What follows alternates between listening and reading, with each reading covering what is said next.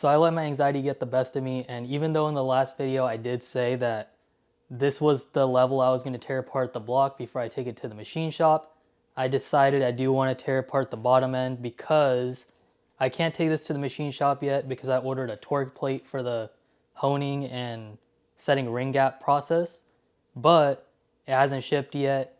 And I started thinking about it after posting the video where I tore apart the head and everything. I realized there could be a lot more damage than I've seen before because I noticed that the cylinder walls are bad, but then I started thinking about how much metal I found when I drained the oil and how there could be a lot of damage to the crank and the bearings. And so I thought about it and I realized I don't want to wait. I want to tear apart the bottom end to see if the crank is usable, because if it's not, I want to try to find either a new crank or a used crank. So the torque plate that I ordered didn't show up yet, but a bunch of stuff did show up that I wanted to show because I know if I don't show it now, I'll probably forget in the future and I'll just like go to putting it on. I did pick up a new OEM timing cover and oil pump because this one's really crusty. I figured I might as well just like swap it out while I'm in here. And attached to the oil pump, I know that the strainer was really clogged and beat up, so I got a new OEM strainer. And then also for oil like feeding, I got new oil feed tubes for the head because they're cheap enough. I figured why not just swap it out. And then I also picked up a brand new OEM timing chain along with the guides and the tensioner and a bunch of hardware and gaskets for that. And then I also picked up a new S15 7-layer metal exhaust gasket because these are like the best at sealing and I really like them. And I also picked up a turbo gasket kit and a full S14 SR, because this motor is a S14 SR, gasket kit, which came with all the gaskets. Also, while I was going through the parts, I forgot to mention I did also get a new S15 turbo, which is kind of a weird story.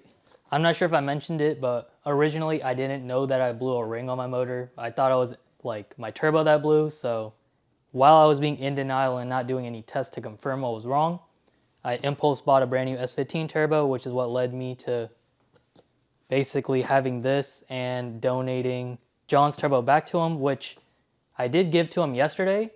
We were recording swapping his turbos. We had his old turbo off, and then out of nowhere he was like, you know what? I don't want to do this anymore. And then he just went back into his house. So I'll overlay the footage of us failing to swap his turbo, and then we'll continue on to that.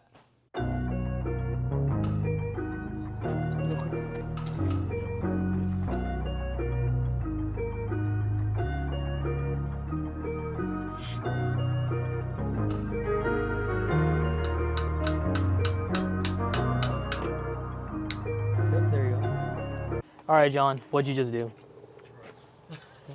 Took the ISR badge off because Yeah, it's we right don't here. use ISR. And then you got the turbo out. We recorded a clip. I guess the mics were off, so turbo's out. That's the T25 and the stock manifold. Here's John's upgraded ISR manifold. Why'd you go with ISR? I just heard it's pretty good. The welds are good. It's pretty thick. And compared to all the other ones, they all crack. So it's a good manifold, huh? Yeah. Why'd you take the badge off? I heard good. Why are you not proud? I don't like that badge. All right. And then here's a T28. Now they're just gonna slap this onto that and all the combo onto that. Yep.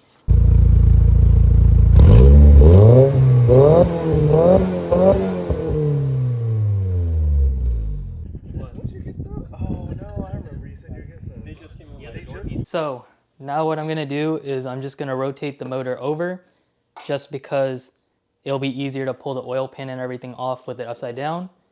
And yeah, let's see if the stand falls apart because this thing's super janky. Okay, this thing's scaring me. It's not going, it's stuck. Ooh, turn a little more, turn. There you go. That's why I put the garbage pan lid. Now I'm gonna pull the lower oil pan off, which is just a bunch of 10 millimeters and a lot of silicone, which I feel like is gonna be a pain to take off.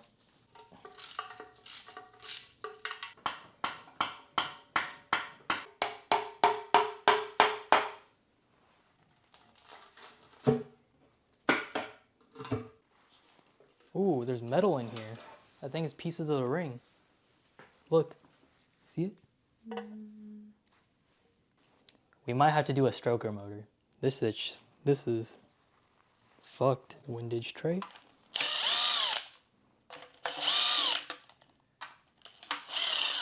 Man, I've been giving this SR the most expensive oil on the planet for what? Before resorting to prying the upper oil pan off, I actually noticed that there's a threaded hole right here, which I believe is made for a screw to go in to pop the oil pan off. So I grabbed one of the bell housing bolts for the transmission, and I believe this should pop the oil pan off without me having to struggle. Let's see. Wrong way.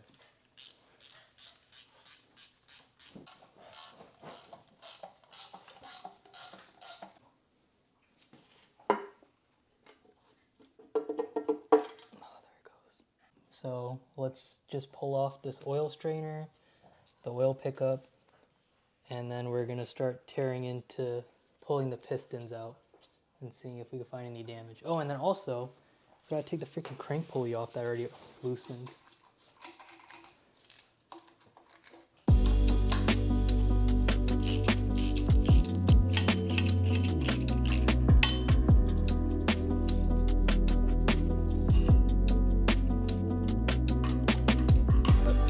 Now I'm just gonna spin the crank to get cylinder,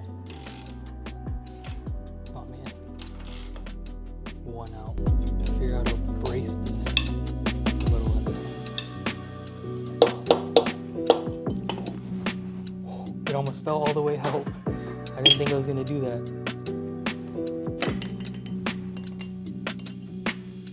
Now we're gonna move on to cylinder 4 because it's at the top, because we just did cylinder 1 and they're corresponding. So here's the bearing that's on the top of the piston for cylinder 4. There is a little bit of a gouge on this one, but can't really feel it. And other than that, it does look pretty good.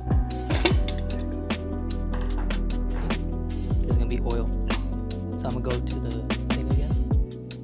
The top of the piston does look pretty beat up. I'm not sure if you guys could catch this on camera, but there is a lot of pitting here from detonation. Like, that is all chunks of the piston that's missing on the front and back of it right here. Not sure if you guys can catch that, but this is the front of the piston. You can see that the front was also rubbing against the cylinder wall a little bit because there is some scratches, and this is on cylinder 4.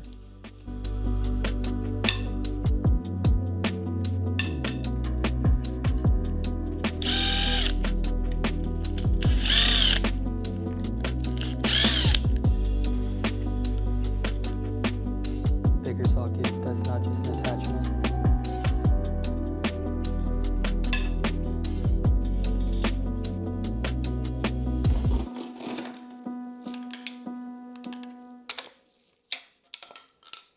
Rear cover.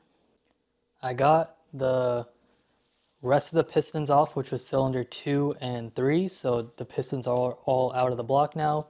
And then I also went ahead and took off the front timing cover along with the timing chain and the guides, and the rear main seal casing with the rear main seal. So the last thing we had to do is take off the bolts here for the crank, which are just 10, 17 millimeters. But before we do that, I want to go over the pistons real quick. So for pistons, they all had some like form of detonation. Cylinders 1 and 4 were pretty good. Cylinder 2 was all right. As for the bearings, they all look all right. Like, there's no major gouges or wear on any of them, but there is some signs of wear. Like on cylinder 2, you can see like a light spot where it was getting through the coating. Same with cylinder 1, and cylinder 3 does have some scratches that you can feel, and cylinder 4 has some wear. All the tops look pretty good, but where it got interesting is all the pistons look good ring-wise for 1, 2, and 4, but cylinder 3 that had an issue, we found our issue. That ring right there where it's separated, where my thumb is, that's a crack. And then, yeah, okay, well, there you go. The ring just fell out of the piston because it cracked. And then also right here, where my finger is, that's a crack on the piston. So this piston's not usable. It looks like what happened was it blew a ring and it ended up cracking the piston right here, and there was one other spot that I can't find right now. And also the ring land is cracked. So yeah, cylinder 3 definitely let go. Thankfully, it's not like catastrophic. I do think we should be able to just overbore the block a little bit, hopefully, and keep going. But yeah, now I'm just gonna pull the crank off to see if the crank is usable. If it is, I can sleep. Just like whenever I pulled off the bolts for the cams, and I don't know if I said it, but I did also do it with the head bolts. I'm gonna do it in the reverse order that you're supposed to tighten them, because that's just how you're supposed to disperse the load as you loosen them. For this one, it's 10, 9, 8, 7, 6, 5, 4, 3, 2, 1, I believe. So we're gonna start over here and just break them all loose and get them out. Oh, that was way too tight. So I'm not gonna take it out all the way, I'm just gonna break it loose.